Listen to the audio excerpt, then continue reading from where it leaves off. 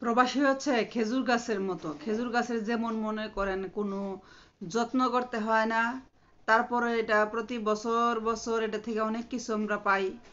খেজুর গাছের মতো হচ্ছে একজন প্রবাসী। আসসালামু আলাইকুম, আশা করি সবাই ভালো আছেন, সুস্থ আছেন। আজকে একটা নতুন ভিডিও নিয়ে হাজির হয়ে গেলাম। যারা যারা আজকে ভিডিওটা দেখবেন সবাইকে বলি প্লিজ চ্যানেলটা সাবস্ক্রাইব করবেন, লাইক দিবেন, সুন্দর একটা কমেন্ট করেন, আবার একটা করে শেয়ার দিয়েন। হচ্ছে একটা খেজুর গাছের মতো। খেজুর গাছ একটা লাগাই দেওয়ার পরে এটার কেউ যায় না যত্ন করতে, কেউ যায় না এটার গোড়ায় এক ফোঁটা পানি ডালতে, কেউ যায় না এটার একটা লাঠি দিয়া সোজা করতে যে গাছটা হয়ে উঠতেছে। গাছটার একটু যত্নের প্রয়োজন, কেউ যায় না। ওই একজন প্রবাসী যখন বিদেশ চলে যায়, যাওয়ার পরে সে ওই দেশে গিয়া কোথায় থাকবে, কি খাবে, কিভাবে সে চলবে, কেউ চিন্তা করে না। দেশে যারা থাকে সবাই খালি চিন্তা করে মাস শেষে সে কত টাকা বেতন পাঠাইলো, টাকা এত কম কেন। যাওয়ার সময় তো শুনলাম টাকা পাবে 40,000, এখন কিসের জন্য সে 30,000 টাকা দিছে।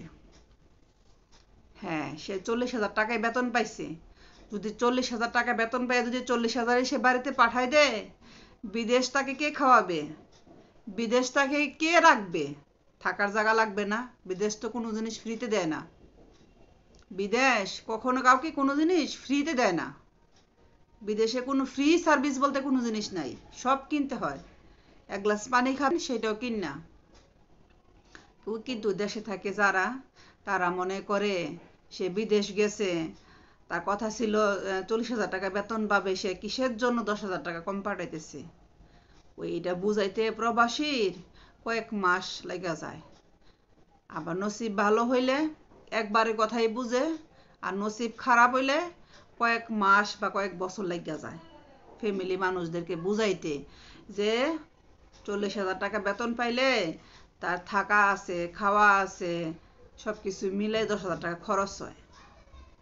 বা যদি কেউ থাকে আপনার পাশে, গ্রামের আত্মীয় স্বজন, ওই তাকে জিজ্ঞাসা করবে আসলে সেই কথাটা কি সত্য বলছে না মিথ্যা বলছে। চিন্তা করেন, প্রবাসী সে জীবন দিয়া কষ্ট করে টাকা পয়সা ইনকাম করে বাড়িতে পাঠায়, বাড়ির সবাই খায় মজা কইরা, তার কথাটা বিশ্বাস হয় না। ওই তারপর রুমমেট বা তার পাশে থাকে আরেকজন ওই গ্রামের, তাকে জিজ্ঞাসা করতেছে কথাটা কি আসলে সত্য না মিথ্যা। জিজ্ঞাসা করার পরে সে যদি একটা সিদ্ধান্ত দেয় যে না, হ্যাঁ ভাই ঠিক কথা বলছে, একদম সত্য কথা বলছে, তাহলে ঠিক আছে। আর যদি মনে করেন সে একটু 19-20 করে কথা বলে, তো সারছেই সারছেই। খেজুর গাছরে আমরা প্রতি বছর লাগানোর পরে যখন শীতের সিজন আসে, গাছটা যখন বড় হয়, শীতের সিজন যখন আসে, আমরা গাছটাকে কাটি।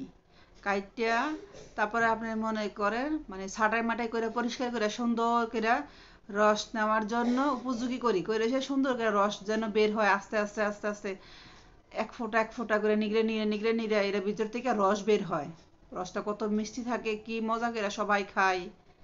রসটা জাল দেয়, গুড় হয়, ওই গুড়ের পিঠা খায়, কত মজা লাগে।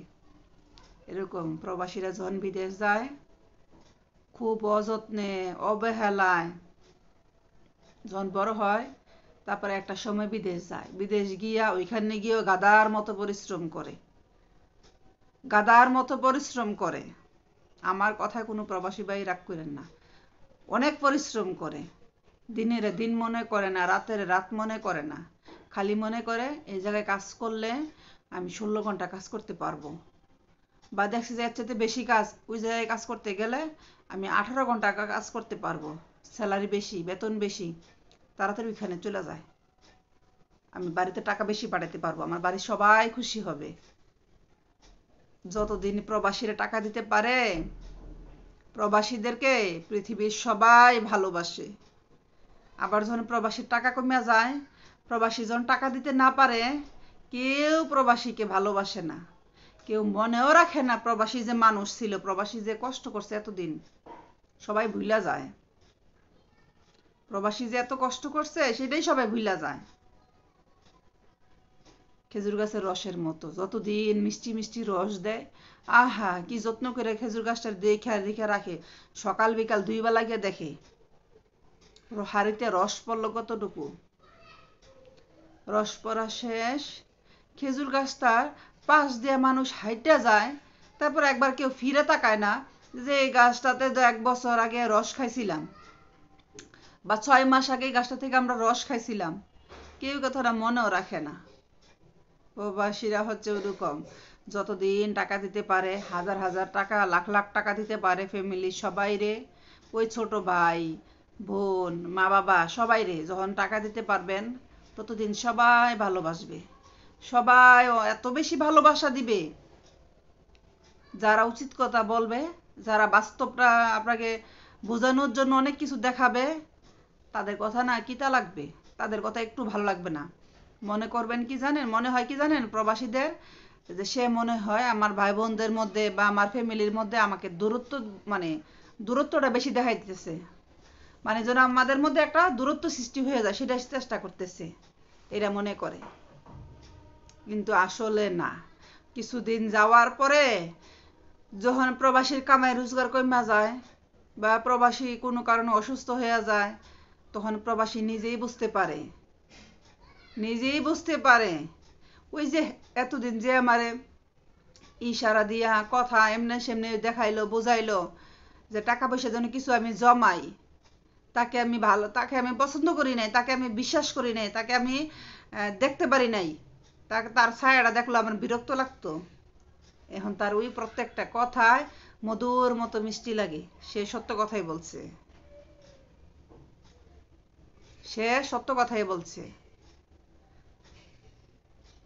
যতদিন খেজুর গাছের মতো রস দিতে পারবেন প্রবাসীরা, ততদিন সবার কাছে ভালো থাকতে পারবেন, সবাই অনেক বেশি ভালোবাসবে।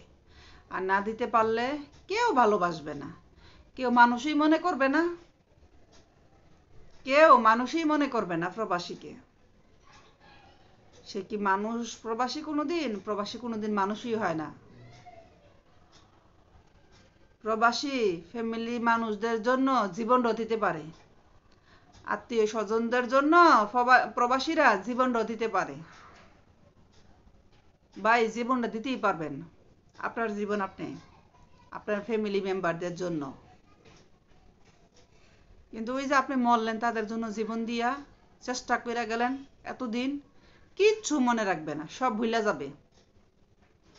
এতদিন যে আপনি কষ্ট করছেন একটা কথাও তারা মনে রাখবে না, সব তারা ভুলে যাবে।